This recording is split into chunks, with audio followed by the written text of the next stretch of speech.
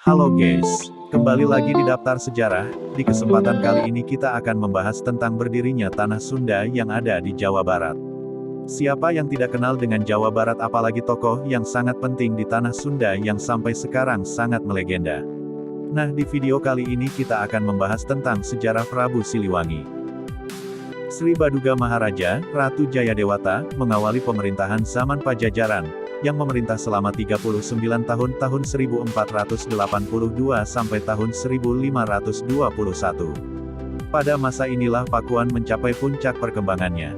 Dalam prasasti batu tulis diberitakan bahwa Sri Baduga dinobatkan 2 kali, yaitu yang pertama ketika Jayadewata menerima tahta kerajaan Galuh dari ayahnya, Prabu Dewa Niskala, yang kesudahan bergelar Prabu Guru Dewa Pranata.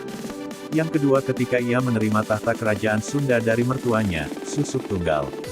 Dengan peristiwa ini, ia dijadikan penguasa Sunda Galuh dan dinobatkan dengan gelar Sri Baduga Maharaja Ratu Haji di Pakuan Pajajaran Sri Sang Ratu Dewata.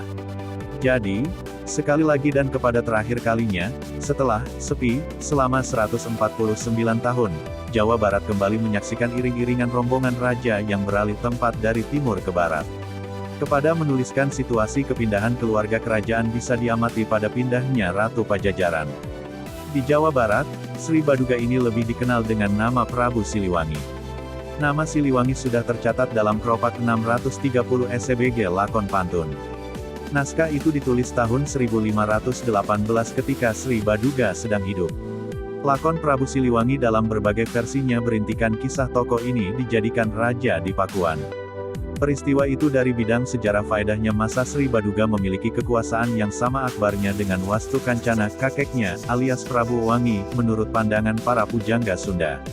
Menurut tradisi lama, orang segan atau tidak boleh menyebut gelar raja yang sesungguhnya, karena itu juru pantun memopulerkan sebutan Siliwangi.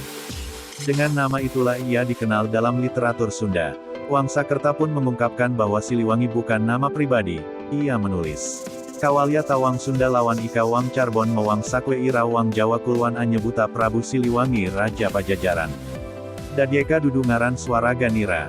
Artinya, hanya orang Sunda dan orang Cirebon serta semua orang Jawa Barat yang menyebut Prabu Siliwangi Raja Pajajaran. Sah nama itu bukan nama pribadinya. Biografi masa muda. Waktu mudanya Sri Baduga terkenal sebagai ksatria pemberani dan tangkas, bahkan satu-satunya yang pernah mengalahkan Ratu Japura, Amuk Marugul, waktu bersaing memperebutkan Subang Larang, istri kedua Prabu Siliwangi yang beragama Islam. Dalam berbagai hal, orang sezamannya teringat kepada kebesaran mendiang buyutnya, Prabu Maharaja Linggabuana, yang gugur di Bubat yang digelari Prabu Wangi. Tentang hal itu, referensi Racia-Racia Ibumi Nusantara II mengungkapkan bahwa orang Sunda mengasumsikan Sri Baduga sebagai pengganti Prabu Wangi, sebagai silih yang telah hilang.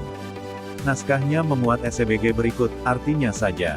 Di medan perang Bubat, ia banyak membinasakan musuhnya karena Prabu Maharaja paling menguasai ilmu senjata dan ahli berperang, tidak bersedia negaranya diperintah dan dijajah orang lain, ia berani menghadapi pasukan Akbar Majapahit yang dipimpin oleh Sang Patih Gajah Mada yang jumlahnya tidak terhitung. Oleh karena itu, ia bersama semua pengiringnya gugur tidak tersisa, ia senantiasa mengharapkan kemakmuran dan kesejahteraan hidup rakyatnya di seluruh bumi Jawa Barat. Kemasyurannya hingga kepada beberapa negara di pulau-pulau Dwipantara atau Nusantara namanya yang lain. Kemasyhuran Sang Prabu Maharaja membangkitkan rasa bangga kepada keluarga, menteri-menteri kerajaan, tingkatan perang dan rakyat Tatar Sunda. Oleh karena itu, nama Prabu Maharaja mewangi. Kesudahan ia disebut Prabu Wangi. Dan keturunannya lalu dikata dengan nama Prabu Siliwangi. Demikianlah menurut penuturan orang Sunda. Perang Bubat, kesenjangan selang argumen orang Sunda dengan fakta sejarah seperti yang diungkapkan di atas gampang dijajagi. Pangeran Wangsakerta, penanggung jawab penyusunan sejarah Nusantara, mengasumsikan bahwa tokoh Prabu Wangi merupakan Maharaja Linggabuana yang gugur di Bubat, sedangkan penggantinya silihnya bukan Sri Baduga melainkan Wastu Kancana, kakek Sri Baduga, yang menurut naskah Wastu Kancana dikata juga Prabu Wangi Sutah. Nah, orang Sunda tidak memperhatikan perbedaan ini sehingga mengasumsikan Prabu Siliwangi sebagai putra Wastu Kancana Prabu Anggalarang. Tetapi dalam carita Parahyangan diceritakan bahwa Niskala Wastu Kancana itu merupakan Seweu, Prabu Wangi. Mengapa Dewa Niskala, ayah Sri Baduga, dilewat? Ini disebabkan Dewa Niskala hanya dijadikan penguasa Galuh. Dalam hubungan ini tokoh Sri Baduga memang penerus, langsung, dari Wastu Kancana. Menurut referensi Racia-Racia Ibumi Nusantara 24, ayah dan mertua Sri Baduga, Dewa Niskala dan Susuk Tunggal, hanya bergelar Prabu, sedangkan Jayadewata bergelar Maharaja, sama seperti kakeknya Wastu Kancana sebagai penguasa Sunda Galuh. Dengan demikian, seperti diketengahkan Amir Sutaarga, 1965, Sri Baduga itu diasumsikan sebagai silih pengganti Prabu Wangi Wastu Kancana oleh Pangeran Wangsakerta di kata Prabu Wangi Suta. Silih, dalam pengertian kekuasaan ini oleh para pujangga babat yang kesudahan ditanggapi sebagai pergantian generasi langsung dari ayah kepada anak sehingga Prabu Siliwangi diasumsikan putera Wastu Kancana. Kebijakan dalam kehidupan sosial, tingkah laku yang dibuat pertama yang diambil oleh Sri Baduga setelah resmi dinobatkan sah raja merupakan menunaikan amanat dari kakeknya, Wastu Kancana, yang disampaikan melewati ayahnya, Ningrat Kancana, ketika ia sedang dijadikan Mangkubumi di Kawali. Inti pesan ini bisa ditemukan pada salah satu prasasti peninggalan Sri Baduga di Kebantenan. Intinya SBG berikut, artinya saja. Semoga selamat. Ini tanda peringatan untuk Rahyang Niskala Wastu Kancana. Turun kepada Rahyang Ningrat Kancana, karena itu kesudahan kepada susuhunan sekarang di Pakuan Pajajaran. Mesti menitipkan ibu kota di Jayagiri dan ibu kota di Sunda Sembawa, semoga berada yang mengurusnya. Jangan memberatkannya dengan dasa, kalagra, kapas timbang, dan pare dongdang. Karena itu diperintahkan kepada para petugas muara supaya jangan memungut bea. Karena merekalah yang selalu berbakti dan membaktikan diri kepada ajaran-ajaran. Merekalah yang tegas mengamalkan peraturan dewa. Dengan tegas di sini dikata, dayahan, ibu kota, di Jayagiri dan Sunda Sembawa. Penduduk kedua daya ini dibebaskan dari 4 jenis pajak, yaitu, dasa, pajak tenaga perorangan, kalagra, pajak tenaga kolektif, kapas timbang, kapas 10 pikul, dan pare dondang, padi 1 gotongan. Dalam Kropak 630, urutan pajak tersebut merupakan dasa, kalagra, upeti, panggeres rema. Dalam Koropak 406 diceritakan bahwa dari daerah Kandang Wesi, sekarang Bumbulang, Garut mesti membawa kapas 10 carangka. 10 carangka sama dengan 10 pikul sama dengan 1 timbang atau menurut Kulsma, 1 caeng timbang SBG upeti ke Pakuan tiap tahun. Kapas termasuk upeti, sah tidak dikenakan kepada rakyat secara perorangan, melainkan kepada penguasa setempat. Pare dondang, dikata, panggeres rema. Panggeres merupakan hasil lebih atau hasil cuma-cuma tanpa usaha. Rema merupakan kesan ladang. Jadi, padi yang tumbuh terlambat turiang, di kesan ladang setelah dipanen dan kesudahan dibiarkan lepas sama sekali karena petani membuka ladang baru, dijadikan hak raja atau penguasa setempat tohaan. Dongdang merupakan peralatan pikul seperti, tempat tidur, persegi 4 yang diberi tali atau tangkai bocor kepada memasukkan pikulan. Dondang mesti selalu digotong. Karena bertali atau bertangkai, waktu digotong selalu berayun sehingga dikata, dondang, berayun. Dondang pun khusus digunakan kepada membawa barang antaran pada selamatan atau arak-arakan. Oleh karena itu, pare dongdang, atau penggeres rema, ini lebih bersifat barang antaran.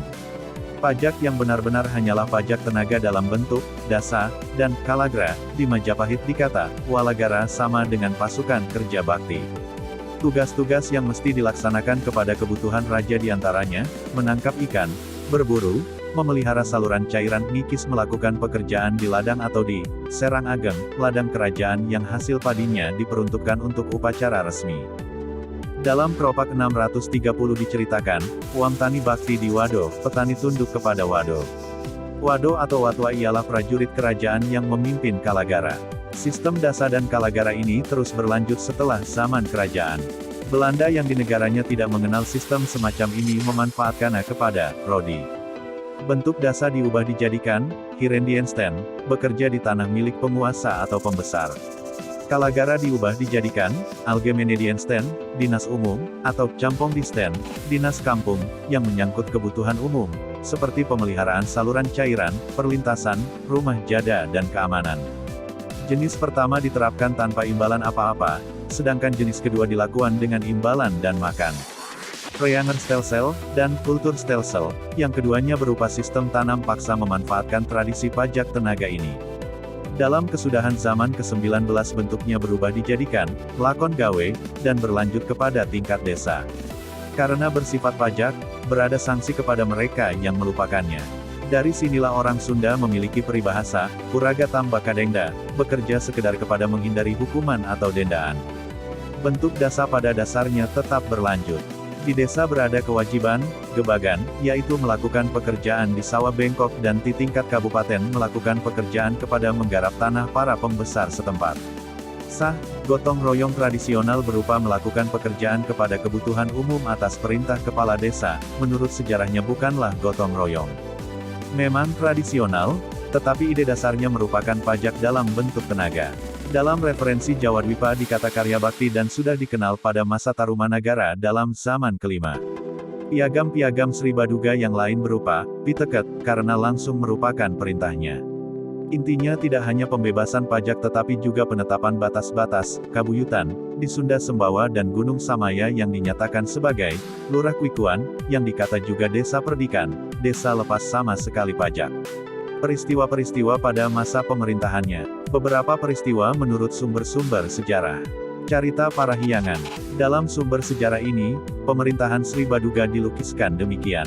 Purbatisi Purbajati, mana mau kadatanganku musuh ganal musuh alit. Suka kereta tanglor kidul kulon wetan kena kereta rasa. Tan kereta jalakibi dina urang reya, jaloba di sang hyang siksa. Nasihat dari leluhur dijunjung tinggi sehingga tidak akan kedatangan musuh, adun berupa laskar maupun penyakit batin. Senang sejahtera di utara, barat dan timur. Yang tidak merasa sejahtera hanyalah rumah tangga orang banyak yang serakah akan nasihat agama. Dari naskah ini bisa dikenal, bahwa pada masa itu telah banyak rakyat Pajajaran yang beralih agama Islam, dengan meninggalkan agama lama. Referensi Nagara Kertabumi Parwai Sarga II. Naskah ini menceritakan, bahwa pada tanggal 12 bidang terang bulan Caitra tahun 1404 Saka, Syarif Hidayat melepas pengiriman upeti yang seharusnya diambil setiap tahun ke Pakuan Pajajaran. Syarif Hidayat sedang cucu Sri Baduga dari Larasantang.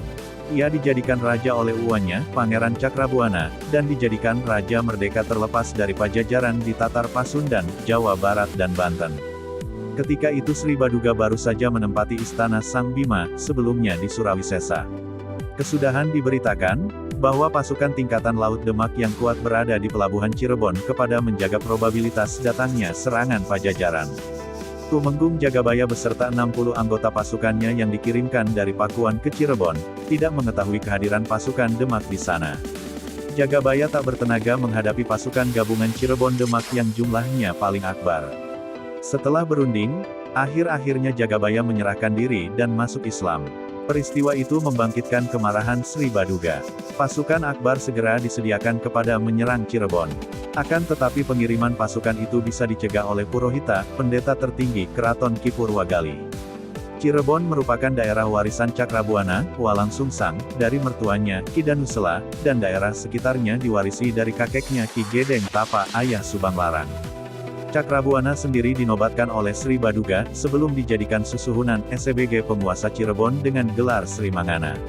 Karena Syarif Hidayat dinobatkan oleh Cakrabuana dan juga sedang cucu Sri Baduga, karena itu argumen pembatalan penyerangan itu bisa diterima oleh penguasa Pajajaran.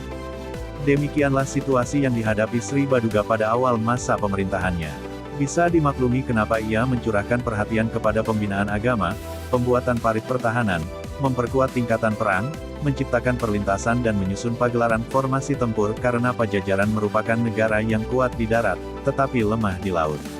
Menurut sumber Portugis, di seluruh kerajaan, Pajajaran memiliki persangkaan 100.000 prajurit. Raja sendiri memiliki pasukan gajah sejumlah 40 ekor. Di laut, Pajajaran hanya memiliki 6 buah kapal jum 150 ton dan beberapa lankaras. Kepada kebutuhan perdagangan antar pulaunya, saat itu perdagangan kuda jenis Pariaman mencapai 4.000 ekor tahun. Kondisi makin tegang ketika hubungan Demak Cirebon makin dikukuhkan dengan perkawinan putra-puteri dari kedua belah pihak. Berada 4 pasangan yang dijodohkan, yaitu Pangeran Hasanuddin dengan Ratu Ayu Kirana Purnamasidi, Ratu Ayu dengan Pangeran Sabranglor, Pangeran Jayakelana dengan Ratu Pembayun, Pangeran Bratakelana dengan Ratu Ayu Wulan, Ratu Nyawa. Perkawinan Pangeran Sabranglor alias Yunus Abdul Qadir dengan Ratu Ayu terjadi 1511. SBG Senapati Sarjawala, Panglima Tingkatan Laut, Kerajaan Demak, Sabranglor kepada sementara berada di Cirebon. Persekutuan Cirebon Demak inilah yang paling mencemaskan Sri Baduga di Pakuan. Tahun 1512, ia mengutus putra mahkota Surawisesa menghubungi Panglima Imperium Portugis Afonso de Albuquerque di Malaka yang ketika itu baru saja gagal merebut pelabuhan Pasai milik Kesultanan Samudera Pasai. Sebaliknya upaya Pajajaran ini telah pula meresahkan pihak Demak. Pangeran Cakrabuana dan Susuhunan Jati, Syarif Hidayat, tetap menghormati Sri Baduga karena masing-masing sebagai ayah dan kakek. Oleh karena itu permusuhan selang Pajajaran dengan Cirebon tidak berkembang ke arah ketegangan yang melumpuhkan sektor-sektor pemerintahan. Sri Baduga hanya tidak senang hubungan Cirebon-Demak yang terlalu dekat, bukan terhadap kerajaan Cirebon. Terhadap Islam, ia sendiri tidak membencinya karena salah seorang permaisurinya, Subang Larang, merupakan seorang muslimah dan ketiga anaknya Walang Sungsang alias Cakrabuana, Larasantang, dan Raja Sangara diizinkan sejak kecil mengikuti agama ibunya, Islam. Karena permusuhan tidak berlanjut ke arah pertumpahan darah, karena itu masing-masing pihak bisa mengembangkan kondisi dalam negerinya. Demikianlah pemerintahan Sri Baduga dilukiskan sebagai zaman kesejahteraan Carita Parahyangan. Tome Pires ikut mencatat kemajuan zaman Sri Baduga dengan komentar, "The Kingdom of Sunda is justly governed, they are honest men, kerajaan Sunda diperintah dengan adil, mereka merupakan orang-orang jujur." Juga diberitakan aktivitas yang dipekerjakan perdagangan Sunda dengan Malaka hingga ke Kepulauan Maladewa, Maladiven. Jumlah merica bisa mencapai 1000 bahar, 1 bahar sama dengan 3 pikul setahun. Bahkan hasil tamarin asem diceritakannya cukup kepada mengisi muatan 1000 kapal. Naskah Kitab Waruga Jagat dari Sumedang dan Pancakaki Persoalan Karuhun KB dari Ciamis yang ditulis dalam zaman ke-18 dalam bahasa Jawa dan huruf Arab Pegon sedang menyebut masa pemerintahan Sri Baduga ini dengan masa gemuk Pakuan, kemakmuran Pakuan sehingga tak mengherankan bila hanya Sri Baduga yang kesudahan diabadikan kebesarannya oleh raja penggantinya dalam zaman Pajajaran.